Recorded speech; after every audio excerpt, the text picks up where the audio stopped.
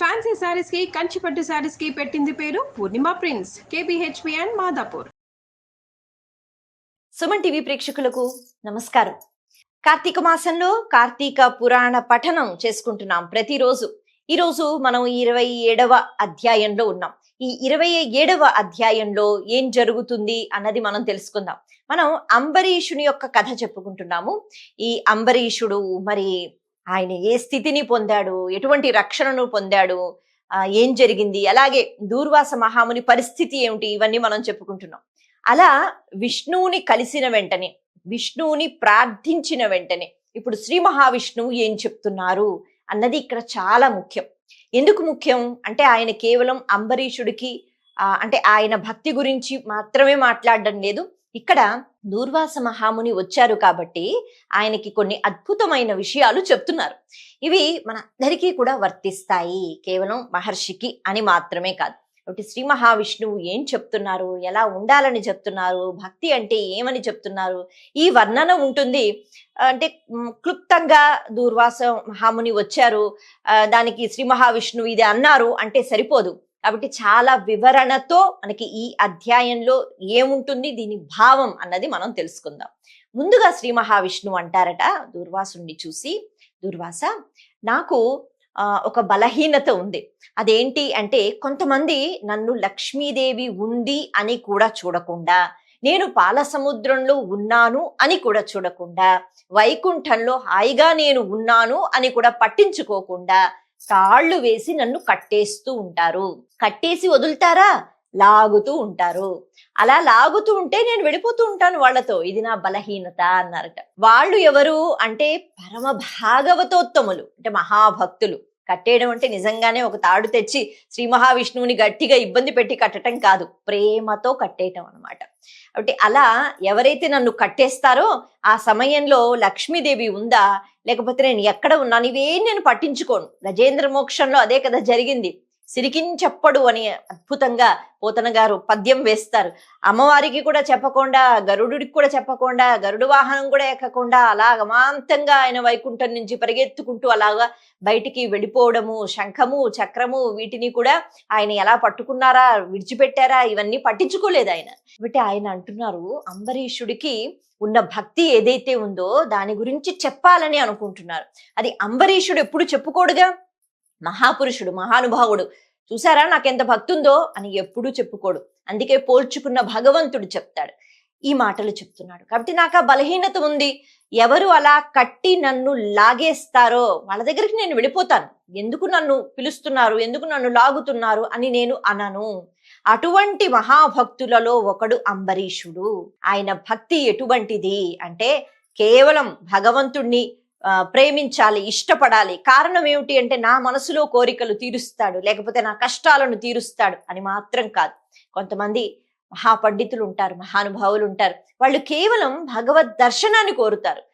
అలాగా లేకపోతే అలా ఊహించుకుంటూ ఎక్కడ పడితే అక్కడ భగవంతుణ్ణి చూసుకుంటూ మనసులో మననం చేసుకుంటూ ఎంతో తృప్తితో ఆనందంగా జీవితాన్ని గడిపేస్తూ ఉంటారు. భగవంతుడా నీకు సేవలు చెయ్యాలి, నిన్ను నేను తలుచుకుంటూ ఉండాలి, ఇంతకన్నా వేరే ఆలోచన ఉండకూడదు అని ప్రార్థిస్తూ ఉంటారు. అంటే అలాంటి వాళ్ళలో ఒకడు అంబరీషుడు. ఇవన్నీ దూర్వాసునికి తెలియదా? తెలియచ్చు, తెలియకపోవచ్చు. కానీ అహంకారం అన్నది ఒకటి ఒక తెరలాగా మన ముందు ఉంటే గనక తెర తీసి అహంకారాన్ని విడిచిపెట్టి మనము మాత్రం సత్యం ఏదుందో దాన్ని పోల్చుకోలేం. అహంకారం అడ్డొస్తూ ఉంటుందన్నమాట చాలా సందర్భాలలో మన జీవితంలో కూడా. అవతల వాళ్ళని మెచ్చుకోవాలన్నా, నిజంగానే వాళ్ళు మంచి పని చేశారు కదా అని అనుకున్నా, మన మనసు చెప్పినా మనం బయటికి చెప్పం. ఎందుకు అంటే అహంకారం అడ్డొస్తూ ఉంటుంది.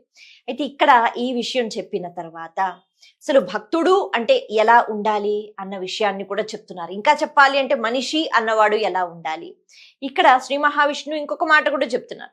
ఎవరైతే ఎప్పుడు అంటే ఎవరైనా ఏ పరిస్థితిలో మనం ఉన్నప్పుడైనా, ఏ ప్రదేశంలో మనం ఉన్నప్పుడైనా ఏదైనా వాళ్ళు అడిగితే, అంటే ఎక్కడైనా వాళ్ళు అడిగితే, ఇక్కడ అడిగేవా నేను ఇవ్వను అని అనకుండా, అలాగే వాళ్ళు ఏదైనా అడిగితే చేతనైనంత మనం ఇవ్వగలగాలి. ఇప్పుడు ఇవ్వను, తర్వాత ఇస్తాను, లేకపోతే ఇక్కడ ఇవ్వను, ఇంకెక్కడో ఇస్తాను అని అనకుండా అలా ఇచ్చిన వాళ్ళు అసలైన భక్తులు అని చెప్తున్నారు.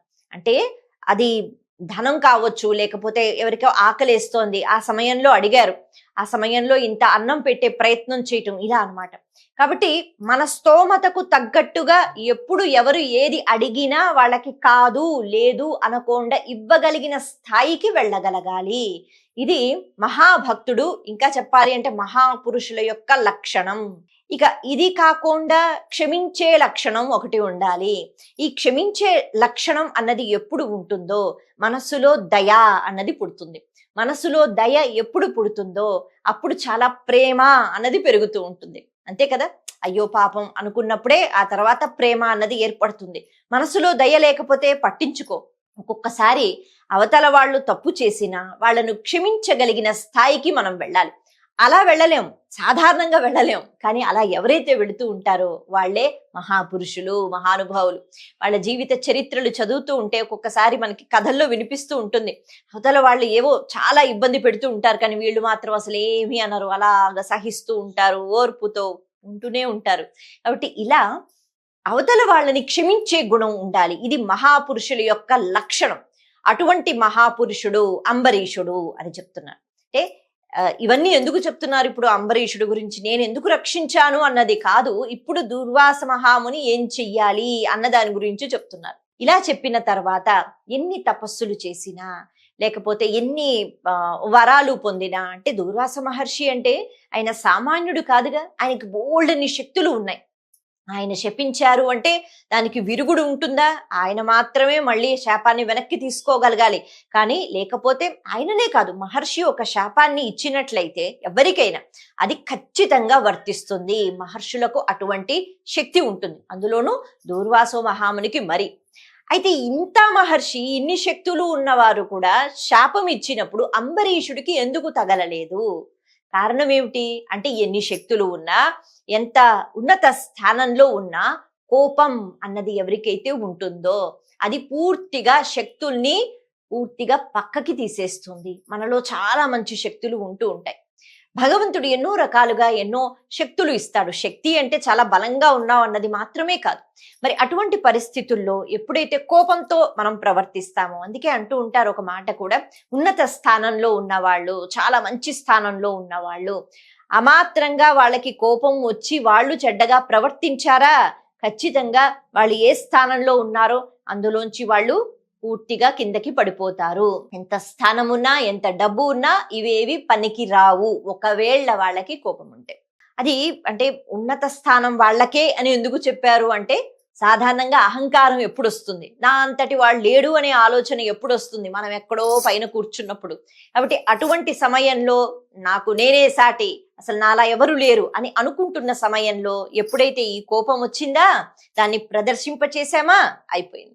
అందుకే ఈ కోపము అన్నది అదుపులోకి పెట్టుకోవాలి.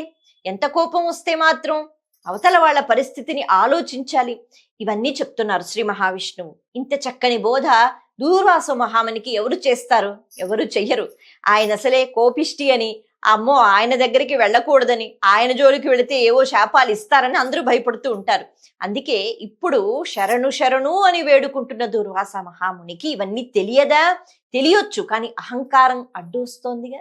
అందుకే దూర్వాస, నీ చెడ్డ అలవాటు ఏదైతే ఉందో, ఏమిటా చెడ్డ అలవాటు? కోపం. ఈ కోపం అన్న చెడ్డ అలవాటు ఈ రోజు నీకు అపకీర్తి తెచ్చింది, ఈ రోజు నీకు కష్టాన్ని ఇచ్చింది. కాబట్టి ఈ విషయం కూడా చెప్తున్నారు.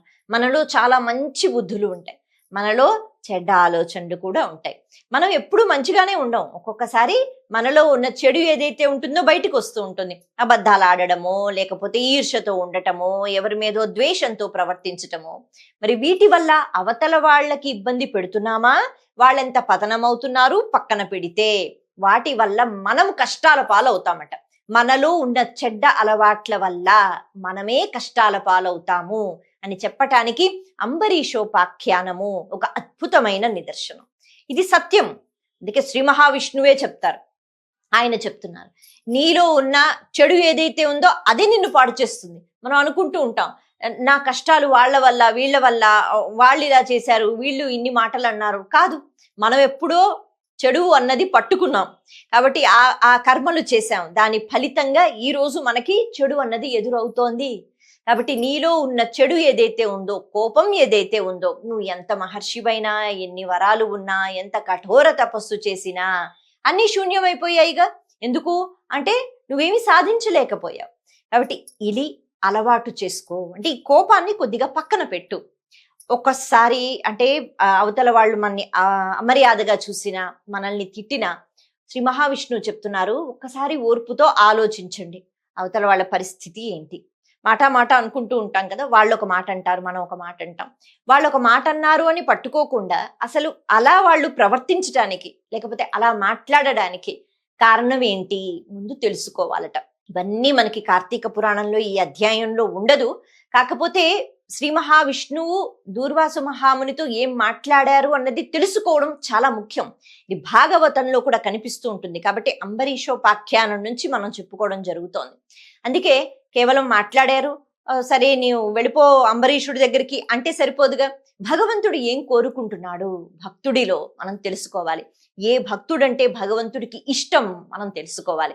భక్తుడంటే కేవలం పూజలు చేయటం కాదు, ఓర్పుతో ఉండాలి, సహనంతో ఉండాలి, క్షమ కలిగి ఉండాలి, దయ కలిగి ఉండాలి. మనలో ఉన్న చెడ్డ గుణాలు ఏవైతే ఉన్నాయో అవి బయటికి రానివ్వకుండా ప్రయత్నం చెయ్యాలి. చాలా జాగ్రత్తగా ప్రవర్తిస్తూ ఉండాలి. వాళ్ళు పరమ భక్తులు, అందుకు చెప్తున్నారు. అంత భక్తి స్థానంలో ఉన్నత స్థాయిలో ఉన్నాడు కాబట్టి అంబరీషుణ్ణి రక్షించాడుగా శ్రీ మహావిష్ణువు. లేకపోతే ముని శాపం నుంచి తప్పించుకోవడం ఎవరి వల్ల అవుతుంది? ఎవ్వరి వల్ల కాదు. ఇవన్నీ చెప్తూ అవతల వాళ్ళ పరిస్థితిని ఒక్కసారి గ్రహించాలి. ఇది కేవలం దూర్వాసుడికి కాదు, మనందరికీ కూడా పాఠాలే. నేటికి కూడా మనం సమాజంలో చాలా మందిని కలుస్తూ ఉంటాం, మాట్లాడుతూ ఉంటాం, వాళ్ళతో ఉంటూ ఉంటాం. మనం లేచిన దగ్గర నుంచి పడుకునేంత వరకు చాలా పరిస్థితుల్ని ఎదుర్కొంటూ ఉంటాం. అటువంటి సమయంలో మనకి మంచి జరగకపోతే, మనకి ఇబ్బంది కలిగితే అసలు ఎందుకు ఇబ్బంది కలిగింది, ఎందుకు కలిగించారు ఒక్కసారి ఆలోచన చెయ్యాలి అని చెప్తున్నారు. ఇది చాలా ముఖ్యం. అలా ఆలోచన చేసిన తర్వాత ఓహో అంటే నిజంగా వాళ్ళు కోపంతో ఇబ్బంది పెట్టారా, చేశారా, సరే ఒక వాళ్ళ పరిస్థితిని మనము ఆలోచించి ఒకవేళ నిజంగా తప్పు చేసిన కొద్దిగా దయతో క్షమించే గుణం కూడా మనం అలవాటు చేసుకోవాలి. ఇవన్నీ చెప్తున్నారు. అందుకే వాళ్ళ మాట ఒక్కసారి వినాలి, వాళ్ళు ఏ పరిస్థితిలో ఉన్నారో తెలుసుకోవాలి, ఎందుకు అమర్యాద జరిగింది అన్నది అర్థం చేసుకోవాలి. ఇవన్నీ జరిగిన తర్వాత వీలైతే దయతో క్షమాభిక్ష అన్నది పెట్టగలగాలి. ఇవన్నీ మనిషి అలవాటు చేసుకోవాలి. అప్పుడే పరమాత్మకు ఇష్టం. ఎందుకంటే పరమాత్మ చాలా కారుణ్యంతో ఉంటాడు. ఆయనే గనక నేను నిన్ను క్షమించను అని అనుకుంటే మన మనుషుల పరిస్థితి ఏమిటి? మనం పుట్టిన దగ్గర నుంచి చేస్తున్న పనులన్నీ భగవంతుడు ఓర్పుతో క్షమిస్తూనే ఉన్నాడు కదా. మరి ఆయన బిడ్డలం మనల్ని ఇంత ఓర్పుతో భరించి క్షమిస్తున్నప్పుడు ఆయనకి నచ్చేటట్టుగా మనం కూడా కోపాన్ని కొద్దిగా తగ్గించుకుని క్షమ అన్నది అలవాటు చేసుకోవాలి. ఇలా ఇన్ని విషయాలు చెప్పి ఇప్పుడు ఏం జరిగిందంటే నా చేతుల్లో ఏమీ లేదు, నేనేమీ చెయ్యలేను, నిన్ను నేను రక్షించలేను అని చెప్తున్నారు. ఇంతటా రక్షణ బాధ్యతను వహించిన స్థితికారకుడు, అలాగే పోషణ బాధ్యత వహించిన శ్రీ మహావిష్ణువు నేనేమీ చెయ్యలేను అని చెప్తున్నారు. మరి ఎవరు చేస్తారు అంటే మళ్ళీ భూలోకానికి వెళ్ళు, అక్కడికి వెళ్ళి ఏ అంబరీషుణ్ణి నువ్వు అవమానించావో ఆయన్నే వేడుకో. అది కూడా నేను చెప్పలేను. ఆయన ఒకవేళ క్షమిస్తే అప్పుడు ఈ సుదర్శనుడు నిన్ను విడిచిపెడతాడు. లేదు అంటే ఇక నా చేతుల్లో లేదు, నేను అంబరీషుడికి చెప్పను, నేనేమి చెప్పను, అయిపోయింది ఏదో అయిపోయింది. నువ్వు వెళ్ళి అంబరీషుడిని అడుగు, అడిగిన తర్వాత ఆయన నిన్ను క్షమిస్తే ఖచ్చితంగా ఈ సుదర్శనుడు అప్పుడు ఎలా ఆగుతాడు అన్నది పూర్తిగా వేరే విషయం. కానీ నేను మాత్రం ఏం చెయ్యలేను అని పంపించేస్తారట. ఇంకొక విషయం గుర్తుపెట్టుకో, నువ్వు అంత కోపంతో నువ్వు అలా ప్రవర్తించిన తర్వాత కూడా ఇంకా నీ కోసం ఎదురు చూస్తున్నాడు అంబరీషుడు. మహాపురుషుడు, మహానుభావుడు, మహర్షి వచ్చిన తర్వాత ఆయన తినకుండా నేనెలా తింటాను అని ఇంకా ఆకలితో ఎదురు చూస్తున్నాడు. అది నా భక్తుని యొక్క మనస్తత్వం. కాబట్టి ఒక్కసారి వెళ్ళి ఆయన నువ్వు కలువు, ఆయన్నే అడుగు అని శ్రీ మహావిష్ణువు చాలా చక్కగా అన్ని విషయాలు చెప్పి దూర్వాసుడిని పంపించేస్తారు. అంటే దూర్వాసుడికి ఇప్పటికీ ఇంకా భయం తగ్గలేదు. ఎందుకంటే శ్రీ మహావిష్ణువు కూడా ఒక నిర్ణయం తీసుకోలేదు కదా, నాకు తెలియదు, నువ్వు వెళ్ళి అడుగు, ఆయన క్షమిస్తే ఆయన ఇష్టం అన్నట్టుగా చెప్పారు. అది భక్తికి ఉన్న శక్తి. అది భక్తులు సంపాదించుకుంటారు. ఎలా సంపాదించుకుంటారు అంటే దానికి డబ్బు, పలుకుబడి, స్థానం అవసరం లేదు, భగవంతుడు గ్రహించాలి. అలా మన ప్రవర్తన ఉండాలి. మొత్తానికి ఇప్పుడు అంబరీషుడు పరుగున మళ్ళీ ఇన్ని లోకాలు తిరిగి అలిసిపోయి మళ్ళా భూలోకానికి వచ్చి అంబరీషుని యొక్క కాళ్ళు పట్టుకున్నాడు. ఆ తర్వాత ఏం జరిగింది చెప్పుకుందాం మనం తర్వాతి అధ్యాయంలో. మరొకసారి మీ అందరికీ కార్తీక మాసం శుభాకాంక్షలు. నమస్తే.